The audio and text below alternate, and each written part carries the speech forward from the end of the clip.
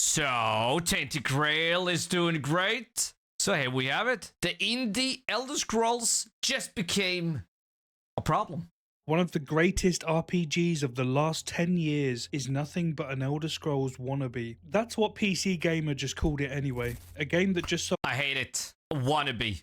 It's not trying to be it. It's its own game. sold 1 million copies, made by an indie studio of just 50 developers. An RPG with more depth, build variety, and choice than anything Bethesda has shipped this We did play this, but not for long. But damn, it's a good game. For an indie game, amazing. decade. And honestly, that got under my skin. Because calling it a wannabe is not only lazy, it's completely backwards. It's Exactly. not trying to be another Elder Scrolls. It's doing what Elder Scrolls used to do before Bethesda stopped trying. Before they stopped caring. The Yeah. On point. skill progression, the quest choice, the weird sandbox systems that let you break things, the genuine consequences that actually stick. This is the game that Bethesda should be studying, because when Elder Scrolls 6 finally drops, if it drops, they better hope it's even half as good as what a 50-person indie team from Poland just built. And I'm going to show you exactly why. This is Tainted Grail, the Fall of Avalon, a first-person open-world RPG set in a dark Arthurian world. Not the Noble Knights and Round Table version, the other one. Lakes of blood, a decaying Camelot picked apart by plague, and Arthur's ghost, bitter and self-aware, watching you clean up the mess he left behind. It was built by Questline Studio, a subsidiary of Awaken Realms, a Polish board game publisher, and that background actually matters. Board game publisher. Damn, they're done great. Because board games live or die on meaningful choices. Every decision has to count from the start. That philosophy came with them when they made this. The game launched into early access in 2023 and spent 2 years actually listening to player feedback, which already puts them miles ahead of Bethesda, who prefer the ignorance is bliss route, and it hit full release in May last year. Since then, they've Full of mods. shipped constant major updates. Patch 1.1 added New Game Plus, Transmog, new dungeons. Patch 1.2, which dropped last week, overhauled the entire third act with new locations, quests, enemies, and layout changes. A free DLC coming end of March this year too. And they just recently dropped Sanctuary of Saras, their first full expansion, 15 hours of content, 20 plus dungeons, 100 new equipment pieces, 3 entirely new skill trees. This isn't just a studio Bethesda would never. That's not a chance they would do that for an expansion. building an RPG. This is a studio listening to the players, committed to making the best RPG they possibly can. Not bad for a wannabe, eh? We all miss the times where RPGs actually trusted you to think, where you could go anywhere, try anything, break everything, and the game would just let you do it. No endless quest markers. Like, this is a game I like. This is fun. This, I think, is more fun than Cruising Desert. Yep. It's first person, which helps a lot. It got no guns, but the story is good. Choices matters. Yeah. Holding your hand, no obvious correct choices. That freedom has been disappearing in front of our eyes. But Tainted Grail is absolutely dripping in it, in a way that we haven't really seen in a fantasy RPG since Morrowind. You want to get better at swords, use a sword. Better at magic, cast spells. Over 20 skill trees, no defined classes, no prescribed path. The game actively encourages you to build something weird. An alchemist berserker, a mystical blacksmith mage, something completely broken that probably shouldn't work but does. And if you want to turn your enemies into cheese, yes, that's an actual thing, the game will let you do that too with a certain spell. Because it has that older, feral RPG instinct where mechanics are allowed to just be funny and stupid. Tons of side quests, a massive world to explore, strange characters to meet. The game doesn't just give you the correct answer because there isn't one. The choice is always yours to make. And the consequences of those decisions stick with you. Join one faction, lose access to another, forever. Stick your arm You see that? That's how it's done. Bethesda!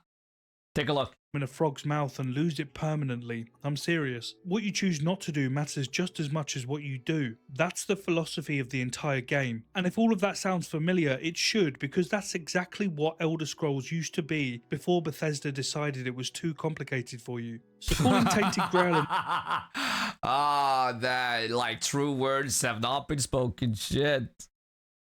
Elder Scrolls Wannabe is bordering on an insult. It says that Tainted Grail is chasing something, trying to imitate, playing catch up, except the Elder Scrolls abandoned all of this depth over 20 years ago. The Elder Scrolls 3 Morrowind had proper attributes, stats that actually changed how your character moved through the world. Skill progression was tied to how much you used them. Genuine choice, complexity that rewarded experimentation, quests you could actually fail at, NPCs you could kill and break entire storylines, factions that were at war with each other and actually meant it, and you had to pick a side. And then came Skyrim, attributes gone, skill trees simplified, and somewhere along the way you can be the Archmage of the College of Winterhold without casting a single spell. You can lead the Companions and the Thieves Guild and the Dark Brotherhood simultaneously. You can't fail most quests because the game quietly makes sure that you can't. Half the NPCs are flagged as essential, so you literally cannot kill them even if you try. I didn't know that. And Skyrim is brilliant game. The world building is amazing, it's massive, but it's made a trade-off, removed all of the depth for accessibility, the consequences for comfort, and Bethesda has been making... Just you wait for Elder Scrolls 6. It's gonna be even more streamlined. Just you wait. Those same trade-offs in every game since. Strip out the complexity, dismiss any complaints, acknowledge it didn't work years down the line, but then just do it all over again in... Todd Howard says that Fallout's 4 cinematic dialogue system really did not resonate with players, even though Bethesda spent forever working on it. I get that, but I like when the dialogue is voiced. I feel like it fits Fallout, but at the same time, you do get better choices and maybe more immersed if it's not spoken.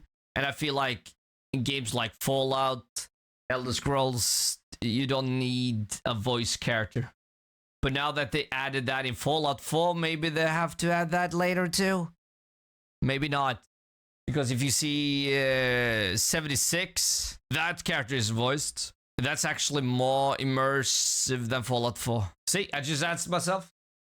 Starfield. 1 million people just bought Tainted Grail. That demand for real depth and choice didn't disappear. It just waited for a studio who was actually paying attention. We're in a time now where Bethesda are being left behind. They spent the last decade chasing ideas nobody asked for. Fallout 76. The overall for Starfield? Fuck yeah, we're gonna play that. I'm more excited for the overall for Starfield than maybe not the hype I had for Crystal Desert, because that was a fuck ton, which probably also ruined my experience, because when I'm hyped for a game, I don't like watching everything about it, which we did. Stupid decision. I don't think I'm gonna do that again. A lot of people liked it, the videos did good, but that was stupid. I think that ruined my experience, to be honest. We watched everything. Starfield's procedurally generated soulless emptiness, Redfall's catastrophic failure, smoothing off every rough edge of their games until there was nothing interesting left to hold on to. And while this was happening, independent and AA studios were quietly doing the opposite, giving us what we actually wanted. Larian spent years making Baldur's Gate 3, a deep, complex, consequence-driven RPG where... Never played it, but damn, I want to. Your choices actually matter, where you can break quests, kill important characters, fail spectacularly, and the world responds. It's now sold over 20 million copies, one game of the year, nobody saw it coming, least of all the publishers and studios like Bethesda, who'd spent years telling us complex RPGs weren't viable. And then Warhorse Studios shipped Kingdom Come Deliverance 2, a massive, dense, historically accurate RPG that doesn't hold your hand, doesn't protect you from failure, and expects you to actually engage with its systems. Another massive hit. And now Questline, 50 people built Tainted Grail, an RPG with more genuine depth and consequence than anything... Did he say 15 or 50? Built Tainted Grail, an RPG with another massive hit. And now Questline, 50 people built 50, Tainted Grail, okay. an RPG... That, like 50, it's not that big, but I mean 50, that's even... Woohoo! Yeah, what a feat. With more genuine depth and consequence than anything Bethesda has released this decade. The appetite for complex choice-driven RPGs never disappeared. Bethesda just decided those players didn't really matter anymore, so those players found studios who thought they did. And now here we are, the wannabe Elder Scrolls quietly doing everything Bethesda forgot how to. So I don't remember quite how the systems are in Skyrim, but I don't remember it being that bad. Though Oblivion is my first Elder Scrolls game. I can't really say anything about what happened before then. So I don't know. But Tainted Grail is a good game. Been waiting for the kind of fantasy RPG that actually trusts you, that gives you real choices, real consequences, real freedom to experiment and break things. This is it. This isn't an Elder Scrolls wannabe, it never was. It's the game that revived a philosophy Bethesda spent 15 years quietly abandoning, and when Elder Scrolls 6 finally arrives, whenever that is, the bar has been set. The wannabe label got it completely backwards. Tainted Grail isn't trying to be Elder Scrolls. Elder Scrolls should be trying to be this. Thanks so much for watching. If you enjoyed the video, drop a like, a comment and subscribe to the channel for more. It really does help me out massively. Thanks again. I'll see you in Bethesda. Yep. Okay. Yeah. I would say that saying this is trying to be Elder Scrolls is bullshit. Because they did the same thing with Crimson Desert. It's trying to be The Witcher 3. It's trying too hard for this and that. Come on. Come on, just let the game be its own game.